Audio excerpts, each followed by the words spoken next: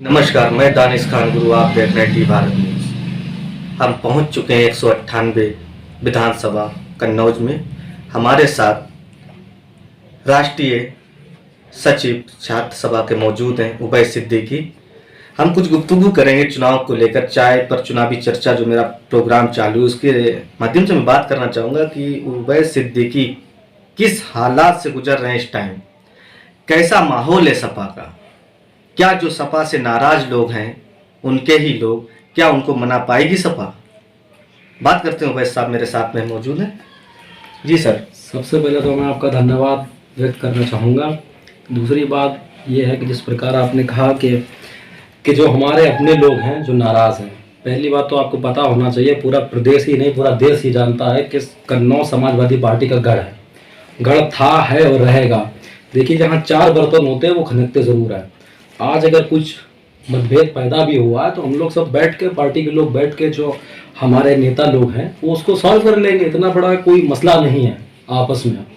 और लोग फूट डालने की कोशिश करते हैं, अपने ही चार लोग चालबाजियाँ करते हैं, लेकिन कुछ लोग ऐसे भी होते हैं अपने जो हालात को बेहतर बनाने की कोशिश करते हैं, और हालात बेहतर होंगे, हालात बेहतर हो चुके हैं।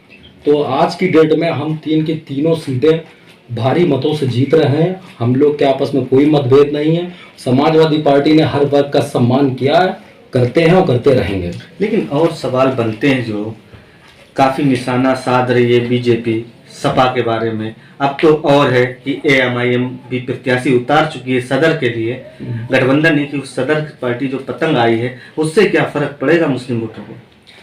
देखिए, मुस्लिम वोटों से इतना कुछ खास फर्क नहीं पड़ेगा। पतंग उड़ेगी तो पतंग कटेगी भी, तो जो चीज़ कट सकती है उस पर हम क्या ही भरोसा करें। वो खास फर्क पड़ने वाला नहीं।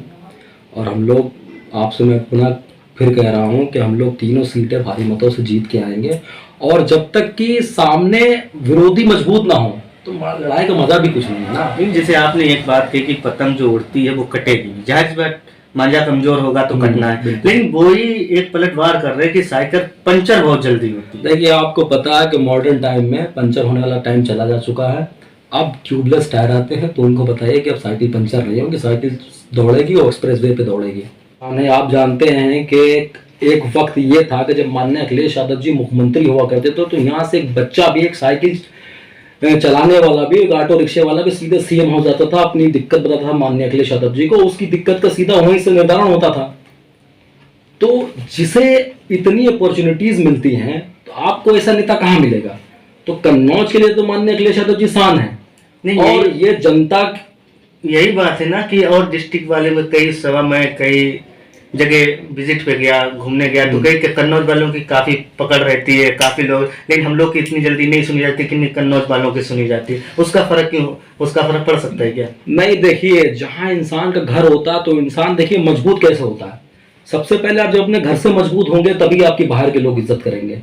तो जब घर की हम सुनेंगे ना, तब उसके बाद बाहर की सुन सकेंगे। अब हम अपने घर की दिक्कतें सॉल्व नहीं कर पा रहे तो हम बाहर की कैसे कर लेंगे? तो माननीय अखिलेश जी तो कही रहता है कि जहां से हम हैं हम वहां की दिक्कतें निपटाते हैं, उसके बाद पूरे प्रदेश को भी देखते हैं। आप देखते हैं कि आप जब समाजवादी पार्टी प्रदेश कार्यालय पर जाएंगे तो वहां के ऊपर हर वक्त 2-2.5 हजार आदमी मौजूद रहता है। तो क्या वो कन्नौज के होते हैं सिर्फ? नहीं ना, पूरे उत्तर प्रदेश के होते हैं। उत्तर प्रदेश की छोड़िए, अलग अलग प्रदेश से लोग आते हैं, अपनी उम्मीदें लेके आते हैं, उनके काम होते हैं। जैसे सपा के ऊपर आरोप इस बार लगा है कि उनकी छोटी भौजाई और उनके रिश्तेदार बीजेपी में शामिल हो गए हैं। क्या वजह है ये? बीजेपी के लोग एक्शन इस पे प्रेशर बनाया कि वो जब घर ना संभाल पाए तो उत्तर प्रदेश कैसे संभाल पाएंगे? ये देखिए, बीजेपी की जो पुरानी राजनीति है, अभी तक वो कहते थे कि परिवारवाद पे पार्टी चल रही है। अब जब परिवारवाद ही नहीं, जब उनके साथ उनके परिवार के लोग आगे, आप कह रहे हो अपनी परिवार के लोग नहीं संभाल सकते, तो इनका तो कोई भरोसा नहीं, तो कुछ भी बोलते हैं। अगर परिवारवादी होता ना तो वो अपने घर में सबको टिकट देते हैं, नहीं दिया ना। आज तो परिवारवाद खत्म हो चुका, अब वो कह रहे हैं कि परिवार नहीं संभाल सकते। तो इनके सामने कुछ भी कर दे आप, ये तो किसी न चीज पे टिप्पणी करते रहेंगे, चीजें लेके आते रहेंगे। तो इनकी बात का कोई मूल्य नहीं है, इनका सिर्फ झूठे वादे, और इनका नारा है ना, सोच ईमानदार काम दमदार, वो उनका झूठे वादे और झूठे इरादे हैं इनके, इसके अलावा कुछ नहीं। बहुत बहुत शुक्रिया मेरे साथ मिलने के लिए। जय हिंद, जय भारत।